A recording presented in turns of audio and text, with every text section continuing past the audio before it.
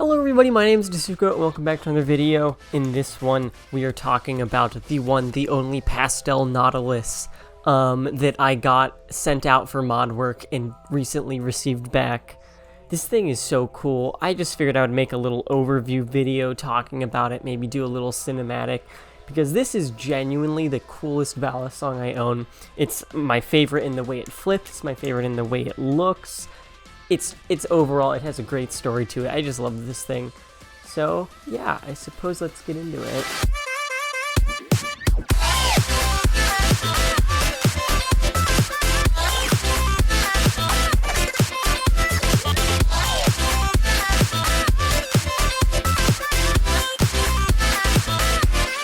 Yeah, I suppose I can start off with just talking about the Nautilus in general and why I love it. One of the first balisongs that I ever purchased was a Bali plus Nautilus clone, and it's where I learned the majority of my tricks on. I did have one of those Nibali's Amazon balisongs before they had the Vault, before they had the Morse. It was just like G10 steel liners. It was on bearings, pretty standard Amazon balisong. But yeah, then soon after that, I got a clone of the Triton V1. It was really bad. It was really blocky. I learned kind of a little bit on that, but really where I learned a lot of my tricks were on the Bali plus Nautilus clone. I just loved the lightness. I loved the tapered handles. I loved the way it flipped so much that I decided that I wanted to get a real Nautilus. But having just started out and not having that much money, I didn't really have the funds to purchase a legitimate Nautilus until I found a really good deal on this very Nautilus for $150. This was around the time that the Nautilus started developing issues with tolerances. People were having issues with tap and blade rub. Camaro Ethan from Blade Bias, he had a huge issue with his where he had blade rub. He sent it out for tuning. He got it back. It still had blade rub. So yeah, the Nautilus kind of really had a dip in its price, which allowed me to get this one for pretty cheap. It was like brand new, barely flipped, had no tap. It had a little more play than I had liked, but literally just putting some oil on it fixed it right away. So yeah, having the legitimate Nautilus, I immediately fell in love with it even more. People say the G10 feels chalky. Honestly, I haven't had that issue. I think it provides a great amount of grip. I think the white looks great. It does get a little dirty, so I do have to clean it sometimes. But yeah, initially this was the winter inked black version of the Nautilus. And you know, I mean, for $150, it's pretty much like a steal, especially when it's brand new.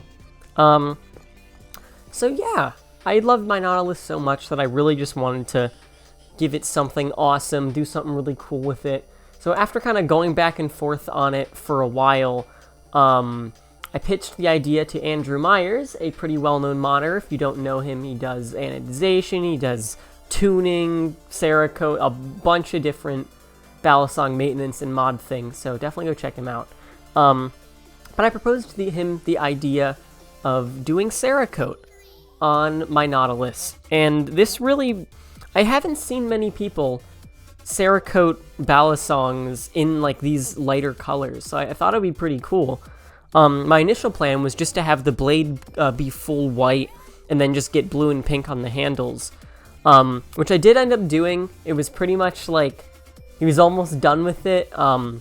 After waiting a while, it was like $80 flat rate for 3 colors, which I think was pretty darn good. That included the money to ship back. It was out for modding for a while. I kind of sent it out around like Thanksgiving, Christmas time, so it did take a little while for it to get back to me, but it was so worth it.